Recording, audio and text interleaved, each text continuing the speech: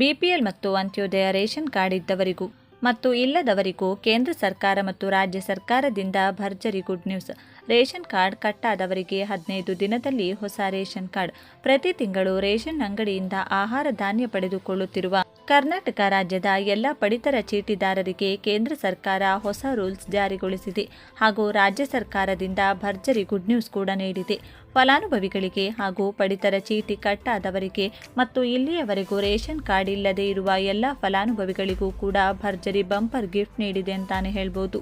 ನಿಮ್ಮ ಬಳಿ ಈಗಾಗಲೇ ಬಿಪಿಎಲ್ ರೇಷನ್ ಕಾರ್ಡ್ ಇದ್ರೆ ಅಥವಾ ಅಂತ್ಯೋದಯ ರೇಷನ್ ಕಾರ್ಡ್ ಇದ್ದು ಪ್ರತಿ ತಿಂಗಳು ರೇಷನ್ ಅಂಗಡಿಯಿಂದ ಆಹಾರ ಧಾನ್ಯ ಪಡೆದುಕೊಳ್ಳುತ್ತಿದ್ರೆ ತಪ್ಪದೆ ಈ ವಿಡಿಯೋಗೆ ಈಗಲೇ ಒಂದು ಲೈಕ್ ಮಾಡಿ ಮತ್ತು ನಿಮ್ಮ ರೇಷನ್ ಕಾರ್ಡ್ ಕಟ್ಟಾಗಿದ್ರೆ ಅದನ್ನು ಎಪಿಎಲ್ ಮಾಡಿ ಪ್ರತಿ ತಿಂಗಳು ಆಹಾರ ಧಾನ್ಯ ಕೊಡುವುದು ನಿಲ್ಲಿಸಿದ್ರೆ ಮತ್ತು ನಿಮಗೆ ಇಲ್ಲಿಯವರೆಗೂ ಯಾವುದೇ ರೇಷನ್ ಕಾರ್ಡ್ ಇಲ್ಲ ಅಂದ್ರೂ ಕೂಡ ತಪ್ಪದೆ ಈ ವಿಡಿಯೋವನ್ನು ಕೊನೆವರೆಗೂ ನೋಡಿ.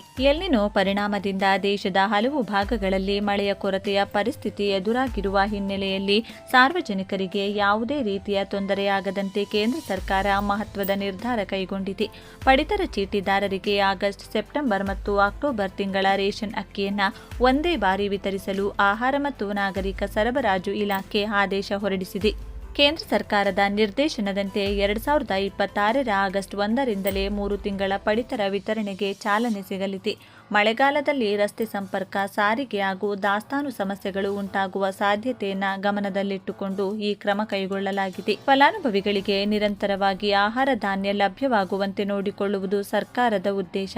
ಸಾಮಾನ್ಯವಾಗಿ ಪ್ರತಿ ತಿಂಗಳ 1ರಿಂದ 15ನೇ ತಾರೀಕಿನವರೆಗೆ ಮಾತ್ರ ನ್ಯಾಯಬೆಲೆ ಅಂಗಡಿಗಳಲ್ಲಿ ಪಡಿತರ ವಿತರಣೆ ನಡೆಯುತ್ತಿತ್ತು.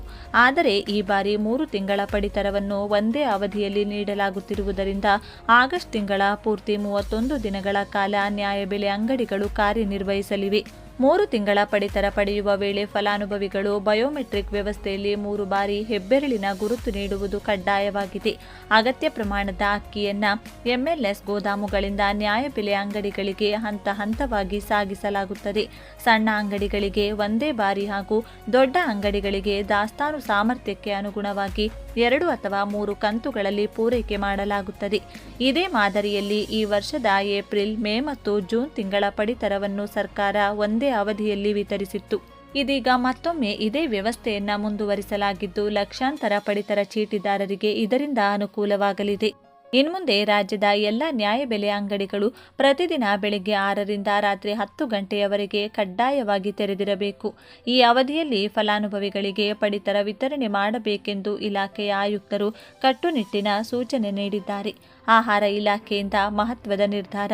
ಜುಲೈ 2026ರ ಅನ್ನಭಾಗ್ಯ ಅಕ್ಕಿ ಹಾಗೂ ರಾಷ್ಟ್ರೀಯ ಆಹಾರ ಭದ್ರತಾ ಕಾಯ್ದೆಯಡಿ ವಿತರಣೆ ಮಾಡಿದ ಅಕ್ಕಿಯನ್ನು ಫಲಾನುಭವಿಗಳಿಗೆ ಯಾವುದೇ ವಿಳಂಬವಾಗದಂತೆ ತಲುಪಿಸುವ ಉದ್ದೇಶದಿಂದ ಈ ಮಹತ್ವದ ನಿರ್ಧಾರ ತೆಗೆದುಕೊಳ್ಳಲಾಗಿದೆ ಎನ್ನಲಾಗುತ್ತಿದೆ. ರಾಜ್ಯದ ಕೆಲವೆಡೆ ನ್ಯಾಯಬೆಲೆ ಅಂಗಡಿಯ ಮಾಲೀಕರು ಸಗಟು ಮಳಿಗೆಗಳಿಂದ ಆಹಾರ ಧಾನ್ಯವನ್ನು ಸಂಪೂರ್ಣವಾಗಿ ಪಡೆದುಕೊಂಡಿದ್ದರೂ ಪಡಿತರ ವಿತರಣೆಯನ್ನು ತಕ್ಷಣ ಆರಂಭಿಸದೆ ವಿಳಂಬ ಮಾಡಲಾಗುತ್ತಿದೆ. ಇದು ಇಲಾಖೆಯ ಗಮನಕ್ಕೆ ಬಂದಿದ್ದು ಎಲ್ಲ ಆಹಾರ ಧಾನ್ಯ ಬಂದ ಬಳಿಕವೇ ವಿತರಣೆ ಆರಂಭಿಸುತ್ತಿರುವುದು ಪ್ರಕರಣಗಳು ವರದಿಯಾಗಿವೆ. ಪಡಿತರ ವಿತರಣೆ ಸಮಯ ವಿಸ್ತರಣೆ. ಆದ್ದರಿಂದ ಯಾವ ಪ್ರಮಾಣದ ಆಹಾರ ಧಾನ್ಯ ಲಭ್ಯ ಆಗುತ್ತದೆಯೋ ಅದನ್ನು ತಕ್ಷಣವೇ ಫಲಾನುಭವಿಗಳಿಗೆ ವಿತರಣೆ ಮಾಡಬೇಕು. ಎಲ್ಲ ದಾಸ್ತಾನು ಬರುವವರೆಗೆ ಕಾಯಬಾರದು ಎಂದು ಇಲಾಖೆ ಕಟ್ಟುನಿಟ್ಟಿನ ಸೂಚನೆ ನೀಡಿದೆ. ಜುಲೈ ತಿಂಗಳ ಆಹಾರ ಧಾನ್ಯ ಹಾಗೂ ಅನ್ನಭಾಗ್ಯ ಅಕ್ಕಿಯ ವಿತರಣೆಯನ್ನು ಜುಲೈ 31ರೊಳಗೆ ಪೂರ್ಣಗೊಳಿಸಬೇಕು ಎಂದು ಆದೇಶದಲ್ಲಿ ಸ್ಪಷ್ಟಪಡಿಸಲಾಗಿದೆ. ಆದ್ದರಿಂದ ಎಲ್ಲ ನ್ಯಾಯಬೆಲೆ ಅಂಗಡಿಗಳು ಪ್ರತಿದಿನ ಬೆಳಗ್ಗೆ 6 ಗಂಟೆಯಿಂದ ರಾತ್ರಿ 10 ಗಂಟೆಯವರೆಗೆ ಕಾರ್ಯನಿರ್ವಹಿಸುವುದು ಕಡ್ಡಾಯವಾಗಿದೆ ಎಂದು ತಿಳಿಸಲಾಗಿದೆ. ಜಿಲ್ಲೆಗಳ ಜಂಟಿ ಹಾಗೂ ಉಪನಿರ್ದೇಶಕರು ತಮ್ಮ ವ್ಯಾಪ್ತಿಯ ಎಲ್ಲ ನ್ಯಾಯಬೆಲೆ ಅಂಗಡಿಗಳು ನಿಗದಿತ ಸಮಯವನ್ನು ಕಟ್ಟುನಿಟ್ಟಾಗಿ ಪಾಲಿಸುತ್ತಿವೆಯೇ ಎಂಬುದನ್ನು ಪರಿಶೀಲಿಸಬೇಕು. ಆಹಾರ ನಿರೀಕ್ಷಕರು ನಿಯಮಿತವಾಗಿ ಮೇಲ್ವಿಚಾರಣೆ ನಡೆಸಿ ಅರ್ಹ ಪಡಿತರ ಚೀಟಿದಾರರಿಗೆ ಸಂಪೂರ್ಣ ಆಹಾರ ಧಾನ್ಯ ವಿತರಣೆ ಆಗುವುದನ್ನು ಖಚಿತಪಡಿಸಿಕೊಳ್ಳಬೇಕು ಎಂದು ಇಲಾಖೆ ಆದೇಶ ಹೊರಡಿಸಿದೆ. ಇಲಾಖೆಯಿಂದ ಕಟ್ಟುನಿಟ್ಟಿನ ಕ್ರಮದ ಎಚ್ಚರಿಕೆ. ಸರ್ಕಾರದ ಆದೇಶವನ್ನು ಉಲ್ಲಂಘಿಸಿ ನಿಗದಿತ ಸಮಯದಲ್ಲಿ ಅಂಗಡಿ ತೆರೆಯದಿದ್ದರೆ ಅಥವಾ ಪಡಿತರ ವಿತರಣೆಯಲ್ಲಿ ಅನಗತ್ಯ ವಿಳಂಬವಾದರೆ ಸಂಬಂಧಪಟ್ಟ ನ್ಯಾಯಬೆಲೆ ಅಂಗಡಿ ವಿತರಕರ ವಿರುದ್ಧ ಕಠಿಣ ಕ್ರಮ ಕೈಗೊಳ್ಳಲಾಗುವುದು ಎಂದು ಆಹಾರ, ನಾಗರಿಕ ಸರಬರಾಜು ಮತ್ತು ಗ್ರಾಹಕ ವ್ಯವಹಾರಗಳ ಇಲಾಖೆ ಎಚ್ಚರಿಕೆಯ ಸಂದೇಶವನ್ನು ರವಾನೆ ಮಾಡಿದೆ. ಬಿಪಿಎಲ್ ಕಾರ್ಡ್ ಕಳೆದುಕೊಂಡವರಿಗೆ ಗುಡ್ ನ್ಯೂಸ್. ರಾಜ್ಯದಲ್ಲಿ ಸರ್ಕಾರವು ಇತ್ತೀಚೆಗಷ್ಟೇ ನಕಲಿ ದಾಖಲೆಗಳನ್ನು ಸೃಷ್ಟಿಸಿ ಪಡೆದ ಬಿಪಿಎಲ್ ಕಾರ್ಡ್ಗಳನ್ನು ರದ್ದುಪಡಿಸುವ ಕಾರ್ಯಕ್ಕೆ ಮುಂದಾಗಿತ್ತು. ಇದೇ ವೇಳೆ ಅರ್ಹರ ಬಳಿಯ ಈ ಪಡಿತರ ಚೀಟಿಗಳನ್ನು ರದ್ದುಪಡಿಸಿ ಎಪಿಎಲ್ಗೆ ವರ್ಗಾವಣೆ ಮಾಡಲಾಗಿದೆ ಎನ್ನುವ ಆರೋಪಗಳು ಕೇಳಿಬಂದಿದ್ದವು. ಆಗ ಸರ್ಕಾರ ಯಾರೆಲ್ಲ ಅರ್ಹರ ಬಳಿಯ ಬಿಪಿಎಲ್ ಕಾರ್ಡ್ ರದ್ದಾಗಿವೆಯೋ ಅವರು ಮತ್ತೆ ಅರ್ಜಿ ಸಲ್ಲಿಕೆ ಮಾಡಿ ವಾಪಸ್ ಪಡೆಯಬಹುದು ಎಂದು ನೆಮ್ಮದಿಯ ಸುದ್ದಿ ನೀಡಿತ್ತು. ಅದರಂತೆಯೇ ಅರ್ಹರು ಅರ್ಜಿ ಸಲ್ಲಿಕೆ ಮಾಡಿ ಮತ್ತೆ ಬಿಪಿಎಲ್ ಕಾರ್ಡ್ಗಳನ್ನು ಹಿಂಪಡೆಯಲು ಅವಕಾಶ ಕಲ್ಪಿಸಲಾಗಿದೆ.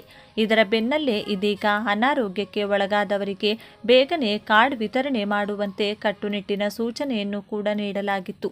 ಅನಾರೋಗ್ಯ ಪೀಡಿತರಿಗೆ ಯಾವುದೇ ವಿಳಂಬವಾಗದಂತೆ 15 ದಿನಗಳ ಒಳಗಾಗಿ ಕಾರ್ಡ್ ವಿತರಣೆ ಮಾಡುವಂತೆ ಸರ್ಕಾರವು ಅಧಿಕಾರಿಗಳಿಗೆ ಕಟ್ಟುನಿಟ್ಟಿನ ಆದೇಶವನ್ನು ನೀಡಿದೆ.